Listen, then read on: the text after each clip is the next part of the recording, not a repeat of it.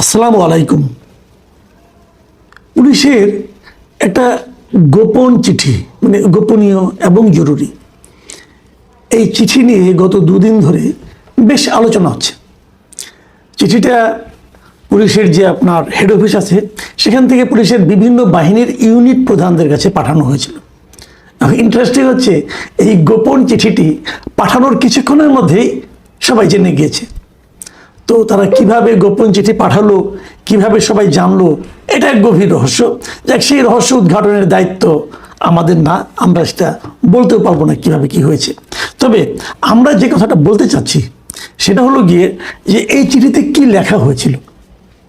এই চিঠিতে লেখা হয়েছিল এই দেশে রাষ্ট্রের বিভিন্ন গুরুত্বপূর্ণ স্থাপনায়, যেমন ধরা যাক জাতীয় স্মৃতিসৌধ, বিভিন্ন ধর্মীয় উপাসনালয়, বিনোদন কেন্দ্র, শাহবাগ চত্বর এবং সেনাবাহিনী বা পুলিশ বা বিভিন্ন শৃঙ্খলা বাহিনীর বিভিন্ন স্থাপনা অথবা তাদের কোনো সদস্য, এদের উপর এক ধরনের হামলা হতে পারে এবং সে হামলা বোমা বিস্ফোরণ হতে পারে, ধারালো বা দেশীয় অস্ত্রের মাধ্যমে অথবা আগ্নেয়াস্ত্রের মাধ্যমে হামলা হতে পারে। এবং এরা যেন এই পুলিশের এই যে বিভিন্ন যাদেরকে চিঠিটা পাঠানো হয়েছে বিভাগীয়, তাদেরকে বলা হয়েছে তারা যেন সতর্ক থাকে। এই হলো চিঠির মূল বক্তব্য। এবং যেহেতু সবাই এটা জেনে গেছে যে পুলিশের সংশ্লিষ্ট বিভাগের কয়েকটা বিভাগের প্রধান এটা স্বীকারও করেছে, হ্যাঁ এই ধরনের চিঠি আমরা পাঠিয়েছি এবং সেই ধরনের আমরা ব্যবস্থা নিয়েছি। এই হলো এই ঘটনা। এবং এই চিঠির উৎসটা কি, কেন এটা হয়েছে, একটা উগ্র সংগঠন কি আছে কি না আছে, একটা জঙ্গি গোষ্ঠী আছে কি না আছে, এটা নিয়েও নানা ধরনের কিন্তু আলোচনা হয়েছে। রিসেন্টলি একজন লোক এরকম গ্রেফতার করা হয়েছে, তার নাম ইশতিয়াক আহমেদ সামি। বলা হচ্ছে তার সঙ্গে নাকি সেনাবাহিনীর থেকে অবসর নেওয়া অথবা মানে চলে যাওয়া সাবেক সেনার দুইজন সেনা সদস্যের একটা গোপন যোগাযোগে নাকি তারা উদ্ধার করতে পেরেছে। এ ধরনের নানা কথাও কিন্তু হয়েছে। এখন প্রশ্ন হলো, আসলে কি দেশে সে ধরনের কোনো জঙ্গি সংগঠন আছে অথবা সক্রিয় আছে অথবা এই ধরনের কোনো হামলার আশঙ্কা আছে? এটি হলো আলোচনার বিষয়। দেখুন, আপনারা মনে করতে পারবেন অন্তর্বর্তীকালীন সরকারের সময়, সেই পুরো সময়ে কিন্তু দেশে কোনো ধরনের জঙ্গি তৎপরতা দেখা যায়নি। আবার আওয়ামী লীগ আমলে, আওয়ামী লীগের 15 বছর প্রায় আমরা এই ধরনের জঙ্গি তৎপরতার কথা শুনতাম এবং পুলিশের দিক থেকেও নানা ধরনের অভিযান পরিচালিত হতো। কিছু কিছু লোককে গ্রেফতার করা হতো, অস্ত্র উদ্ধার করা হতো। এই অস্ত্র উদ্ধারকে নিয়ে কেউ কেউ এটাকে নাটক বলতো, কেউ কেউ সাজানো বলতো, কেউ কেউ বলতো যে সরকারের নানা রকম বিপদে পড়লে এই ধরনের একটা জঙ্গি অভিযানের কথা শোনা যায়, দৃষ্টিটাকে ঘোরানোর জন্য এই কাজগুলি করা হতো বলে বলা হতো। সত্য মিথ্যা আমরা বলতে পারবো না। এর মধ্যে আমরা এই অন্তর্বর্তীকালীন সরকারের সময় আমরা দেখলাম যে ওই সরকার একদম মুখ পুছে বলল যে দেশে কোনো জঙ্গি তৎপরতা নেই, দেশে কোনো জঙ্গি সংগঠন নেই। ওই সময় যিনি ডিএমপির কমিশনার ছিলেন শেখ সাজ্জাদ আলী, তিনি তো স্পষ্ট বলেছেন যে, ওনার কথা যদি আপনি শুনেন তাহলে বুঝবেন, উনি বলেছেন দেশে কোনো জঙ্গি নেই। এবং ওই আওয়ামী লীগের আমলে যে সময় যে ঘটনাগুলো ঘটেছিল সেগুলিকে উনি সাজানো নাটক বলে অভিহিত করেছিলেন। একদম ওনার হুবহু ভাষায় আমি যদি আপনাদেরকে পড়ে শোনাই, উনি বলেছিলেন যে আওয়ামী লীগের সময় জঙ্গি নাটক সাজিয়ে ছেলেপেলেদের মারা হয়েছে। কিসের জঙ্গি? এটা কিন্তু ডিএমপি কমিশনার বলেছিলেন। তার মানে ওনাদের সময়, এবং ওই সময় আসলেও কোনো দেশে জঙ্গি কোনো আক্রমণ হয়নি অথবা কোনো ধরনের অঘটন আমরা দেখিনি। তারপর ইলেকশন হলো, একটা গণতান্ত্রিক সরকার এলো, বিএনপি সরকার এলো, এখন আবার আমরা জঙ্গির কথা শুনতে পাচ্ছি। এখনো কোনো তৎপরতা দেখিনি, কিন্তু কথাটা শুনতে পাচ্ছি। এখন পার্থক্যটা তাহলে কি?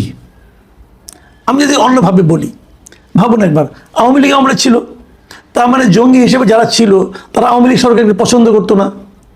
তারপরে অন্তর্বর্তীকালীনে জঙ্গি তৎপরতার কোনো খবর আমরা পাইনি। তার মানে যারা জঙ্গি যদি কেউ থেকে থাকে, তারা অন্তর্বর্তীকালীন সরকার অথবা অন্তর্বর্তীকালীন সরকারের উপর যাদের বেশি প্রভাব তাদেরকে পছন্দ করতো, তারা অন্তর্বর্তীকালীন সরকারকে বিব্রত করতে চায়নি। তারপর যে সরকারটা এসেছে, এখন আবার সেই তৎপরতার কথা আমরা শুনতে পাচ্ছি। তাহলে কি ওরা এই সরকারকে পছন্দ করছে না এমন লোক হতে পারে? তাহলে এখন আমরা যদি দেখি পার্থক্যটা কি? আওয়ামী লীগ আমল, বিএনপি আমল এক ধরনের মিল, আবার অন্তর্বর্তীকালীন সরকার তাদের সঙ্গে জঙ্গিদের একটা মিল। অন্তর্বর্তীকালীন সরকার কিন্তু আমি বলতে পারবো না সেটা জঙ্গি সমর্থিত সরকার, এটা তো বলা ঠিক হবে না, তাই না? আমরা তো প্রমাণ করতে পারবো না। নাকি তাদের সুবিধা হতো অন্তর্বর্তীকালীন সরকারের সময় বিভিন্ন রকম কর্মকাণ্ড যা হয়েছে সেগুলো কি জঙ্গিদের পক্ষে গেছে? হতেও পারে। দেখুন, আমি কয়েকটা ঘটনার কথা আপনাদেরকে একটু স্মরণ করিয়ে দিই এবং এগুলো নিয়ে আমরা আলোচনা করতে চাই কেবল এখান থেকে নানা ধরনের ইঙ্গিত কিন্তু পাওয়া যায়। আপনারা জানেন যে 2024-এর এই জুলাই আগস্টের যে আন্দোলন, এই সময় কিন্তু বেশ কিছু জেলখানা মানে আপনার লুট হয়েছিল, জেলখানা থেকে কয়েকদিনে চলে গিয়েছিল, বিভিন্ন থানা লুট হয়েছিল এবং থানার অস্ত্রাগার ভেঙে অস্ত্র কিন্তু অনেক লুট হয়ে চলে গিয়েছিল। আচ্ছা, এই অস্ত্রগুলো কারা লুট করেছিল? আপনার আমার মতো সাধারণ মানুষ? তারা অস্ত্র লুট করে কি করবে? তারা অস্ত্র নিয়ে তো রাখতেও পারবে না কোথাও, তারা তো বরং বিপদে পড়ে যাবে। তাহলে কারা অস্ত্র নিয়েছে? যারা অস্ত্র নিয়েছে তারা কি অস্ত্রগুলি নিয়ে তাদের যার যার ঘরের শোকেসে সাজিয়ে রাখবে? নিশ্চয়ই অস্ত্র শোকেসে সাজিয়ে রাখার জিনিস না, এবং যদি কেউ রাখে সে তো বিপদে পড়বে। তাহলে তারা অস্ত্রগুলি কেন নিয়েছে? এত ঝুঁকি নিয়ে অস্ত্র লুট করা তো একটু ঝুঁকির ব্যাপার। এই ঝুঁকি নিয়ে তারা কেন অস্ত্র লুট করেছে? আপনি এভাবে ভাবতে পারেন, তারা অস্ত্রগুলো ব্যবহার করার জন্যই লুট করেছে। ব্যবহারটা কোথায় করবে? তারা কি সেই রাইফেল দিয়ে পাখি শিকার করবে? ওগুলি গুলিও তো তারা কিনতে পারবে না অত সহজে, ওগুলি চোরাইভাবে কিনতে হবে। তাহলে ওগুলির ব্যবহারটা কি? একমাত্র ব্যবহার হলো সন্ত্রাস তৈরি করা অথবা জঙ্গি কাজে ব্যবহার করা। তাহলে আমাদের দেশে এই মুহূর্তে ওই লুট করা অস্ত্র দিয়ে জঙ্গি বাহিনী গঠনের মতো বাস্তবতা আছে। আপনারা নিশ্চয়ই শুনেছিলেন যে অন্তর্বর্তীকালীন সরকারের প্রথম দিকে একটা আওয়াজ উঠেছিল যে একটা জাহাজে করে নাকি বিপুল পরিমাণ অস্ত্র বিদেশ থেকে আসছে। নিশ্চয়ই আপনাদের এটা মনে আছে। সেটা নিয়ে নানা ধরনের কথা, না অস্ত্র আসে নাই, অমুক না তমুক না, নানা কথা। কিন্তু গুজবটা যে একেবারেই হাওয়ার উপর নয়, সেটারও কিছু কারণ আমরা পরবর্তী সময়ে দেখেছি। তো যদি কিছু অস্ত্র এসে থাকে, সেগুলো কোথায় গেল? এদেশের মধ্যেই তো আছে। সরকার মানে অন্তর্বর্তীকালীন সরকার বেশ ঘটা করে একাধিকবার ডেভিল হান্ট, অমুক হান্ট, তমুক হান্ট এগুলি অভিযান পরিচালনা করেছে। তারা কিন্তু এসব অস্ত্র উদ্ধারের কোনো পরিচালনা চালা নাই, অস্ত্র উদ্ধারের জন্য কোনো অভিযান করে নাই। তারা বরং আওয়ামী লীগের ওই মাঠ পর্যায়ের ছুটকা ফুটকা নেতাকর্মীদেরকে গ্রেপ্তারে খুব ব্যস্ত ছিল। এদেরকে গ্রেপ্তার করতে হবে, এবং আওয়ামী লীগের যে সমস্ত নেতাকর্মী পাওয়া গেছে প্রত্যন্ত অঞ্চলে, এরা সবাই ডেভিল। তো ডেভিল তো আপনি হান্ট করলেন, ভালোই করেছেন, খারাপ করেন, অনেক করেছেন, সংখ্যায় প্রচুর যারা ওরা ডেভিলকে হান্ট করেছেন। কিন্তু ডেভিলের উইপেন হান্ট করতে পারছেন কিনা সেটা বললেন। অথবা যারা এগুলি লুটপাট করেছে, সেই যে অস্ত্রগুলো মানুষকে ডেভিলে রূপান্তরিত করে, সেই অস্ত্রগুলোকে উদ্ধার করতে পেরেছেন, সেটা খুবই নগণ্য। বিপুল পরিমাণ অস্ত্র সরকারি হিসেবেই এখনো বাইরে রয়ে গেছে। কোথায় আছে এগুলো? পার হয়ে কি অন্য দেশে চলে গেছে? না, যায়নি, এটা এই দেশেই আছে। তো সেগুলো কি কাজে ব্যবহৃত হবে? সেগুলো দিয়ে জঙ্গি তৎপরতা চালানোর মতো বাস্তবতা দেশে যে এখন নাই, তা কিন্তু মনে করার কোনো সুযোগ নাই। দেশকে অস্থিতিশীল করে রাখার জন্য সবসময়ই একটা গোষ্ঠী সচেষ্ট থাকে। তারা মনে করে দেশে একটা আওলা ঝাওলা লাগলে, দেশে একটা অস্থিতিশীল পরিবেশ তৈরি হলে এই গোলেমালে তাদের কিছু লাভ হতে পারে। এর সঙ্গে কি কোনো না কোনো রাজনৈতিক দল জড়িত নেই? অবশ্যই আছে। দেখুন, আমি একটা ঘটনা আপনাকে বলি। কয়েকদিন আগে একটা নিউজ দেখলাম যে নরসিংদীর রায়পুরা উপজেলা দুর্গম চরাঞ্চলে স্বয়ংক্রিয় অস্ত্র শস্ত্রে সজ্জিত প্রায় 200 লোকের একটা সন্ত্রাসী বাহিনী আছে নরসিংদীর রায়পুরা উপজেলার দুর্গম চরাঞ্চলে। এদের কাজটা কি? এবং এরা সবাই যে সমস্ত সশস্ত্র বাহিনীর অস্ত্রশস্ত্র লুট হয়েছিল সেগুলোই একটা অংশ নিয়ে, এবং আরও কিছু তাদের নিজস্ব সংগ্রহ ছিল, সেগুলো নিয়ে তারা করেছে। এবং তারা ওখানে কী করে? এই সন্ত্রাসী বাহিনীর কাজ হলো, মানে যতটুকু আমরা খবর পেয়েছি যে ওই এলাকার বিভিন্ন চরে লুটপাট করা এবং এই যে বালু উত্তোলন করা মেঘনা থেকে, এই সমস্ত নানা ধরনের কাজ তারা করে। এবং এর কিছু ছবিও আমরা বিভিন্ন সময় সামাজিক মাধ্যমে দেখেছি। তাহলে অস্ত্রগুলো কিন্তু ব্যবহার করে অন্যায় হচ্ছে।